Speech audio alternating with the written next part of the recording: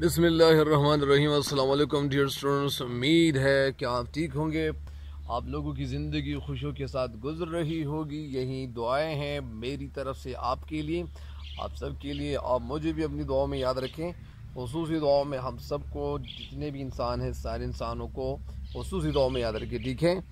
تو یہ زندگی کا اصول بھی ہے، اصول اصل کی جمع ہے، اور بہت سارے الفاظ ایسے ہیں کہ وہ ہے تو جمع لیکن استعمال ہوتے ہیں واحد کے طور پر، جس طرح اعصاب عصب کا جمع ہے، عصب عین صاد بے، تو یہ عصب کا جمع ہے، اور اس طرح اسلحہ کو جو واحد ہے وہ سلح ہے، سلح سین لام ہے۔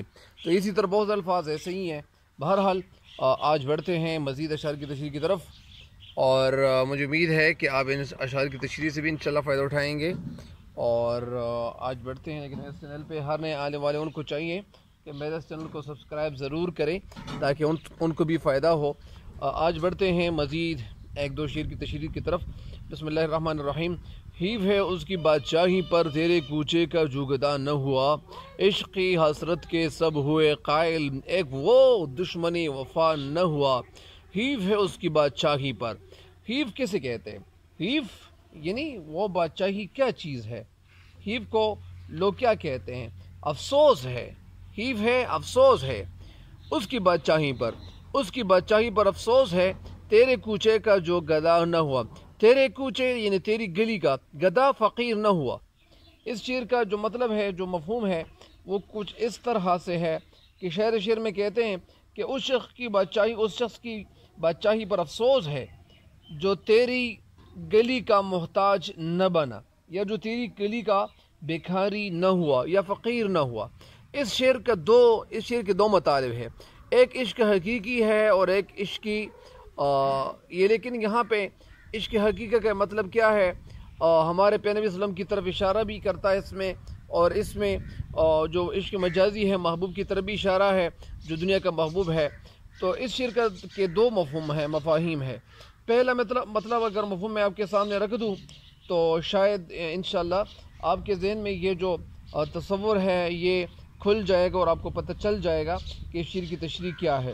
پہلے شعر کی جو تشریح ہے وہ کچھ اس طرح سے ہے کہ شعر میں کہنا یہ چاہتے ہیں کہ اے حضور صلی اللہ علیہ وسلم کے اس شخص کی بادشاہی پر وہ صد افسوس ہے، وہ اس شخص کی بادشاہی پر صد افسوس ہے جو آپ صلی اللہ علیہ وسلم کی بادشاہی، آپ صلی اللہ علیہ وسلم کے کوچے کا جو بھکاری نہ بنا، جو فقیر نہ ہوا۔ یعنی اس شعر کی تشریح آپ سن لیں۔ اس شعر میں شاعر کہنا کیا چاہتے ہیں؟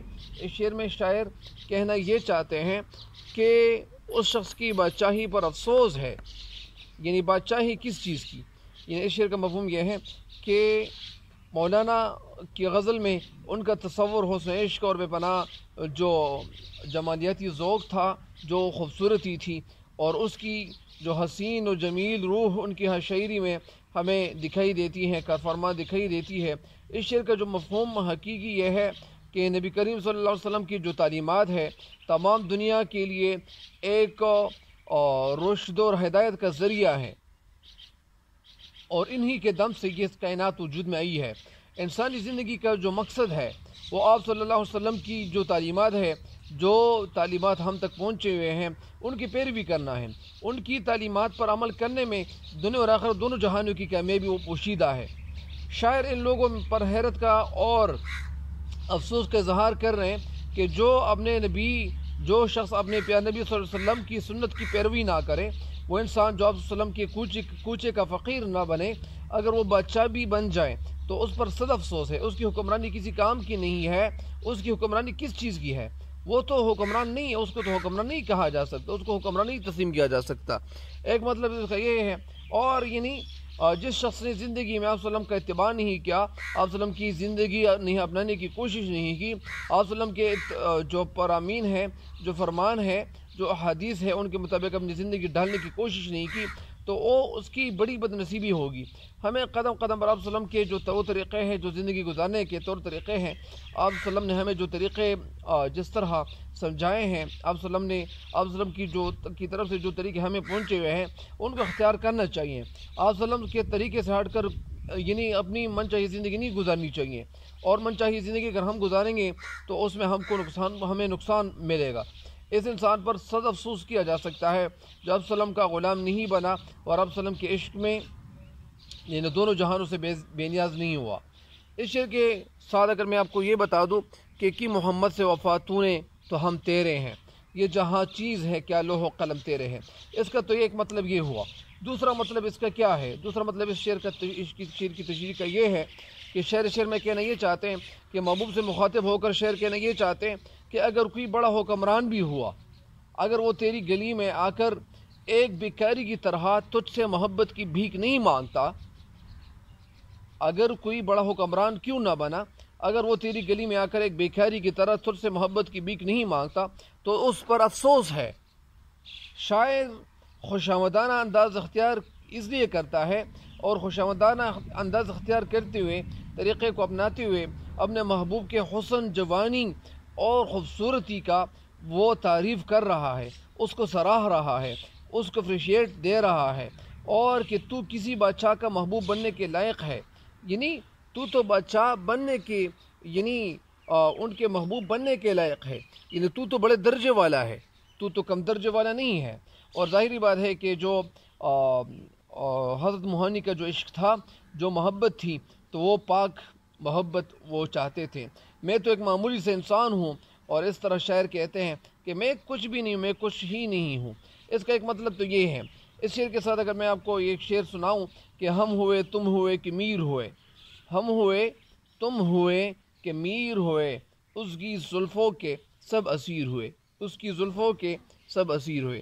اس شعر کی تشریح مکمل ہو گئی، اگلی شعر کی تشریح کی طرف بڑھتے ہیں۔ آخری شعر ہے: عشق حسرت کے سب ہوئے قائل، ایک وہ دشمنی وفا نہ ہوا۔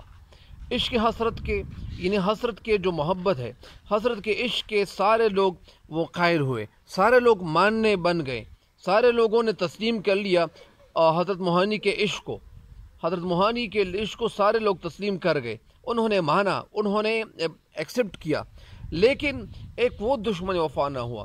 لیکن وہ جو محبوب ہے وہ میری محبت کا دلدادہ نہ بنا، یعنی ایک وہ جفاکار ہے، ایک وہ دشمن ہے، اور لوگ جتنے بھی تھے انہوں نے مجھے ایکسیپٹ کر لیا، انہوں نے مجھے مان لیا، تسلیم کر لیا کہ یار تو بڑے محبت کرنے والے انسان ہو، لیکن وہ جو میرا محبوب ہے اس نے میری محبت کو تسلیم نہیں کیا، تسلیم کرنے کی بجائے اس نے ریجیکٹ کر لیا۔